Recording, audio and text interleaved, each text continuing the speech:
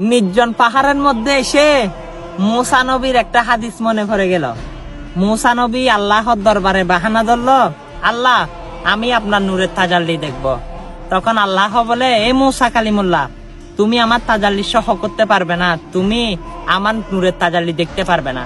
তখন মুসা নবী বাহানা ধরল, আল্লাহ আমি তোমার নূরের তাজাল্লি দেখবই দেখব। তখন মুসা নবী তুর পাহাড়ের মধ্যে উঠল। তখন তুর পাহাড়ের মধ্যে উঠে তখন আল্লাহর সাথে সম্পর্ক হয়ে গেল, আল্লাহর নূর দেখবে।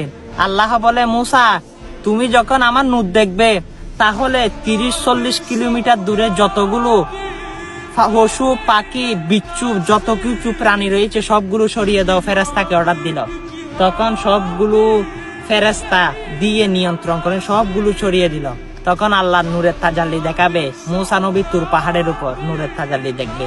তখন আল্লাহর এমন একটু ছোটখানি নূর দেখলো কে? হযরত মুসা কালিমুল্লাহ। দেখে মুসা কালিমুল্লাহ তো বিহস হলো, তুর পাহাড় পুরো জ্বলে গিয়েছিল, জ্বলে পুরো সারকার হয়ে গিয়েছিল। আল্লাহর নূর হচ্ছে এমন একটি নূর, শুধু তার হাবিব মুহাম্মদুর রাসূলুল্লাহ সাল্লাল্লাহু আলাইহি সাল্লাম ব্যতীত কেউ দেখতে পারবে না। অবশ্য আমার রসুল আমার আল্লাহর সাথে দিদারে মুস্তাফা নসিব হয়েছে। ভিডিওটা তো দেখেছেন, শেয়ার করে সকল মানুষকে কাহিনীটা শেয়ার করে দেন। আমিন।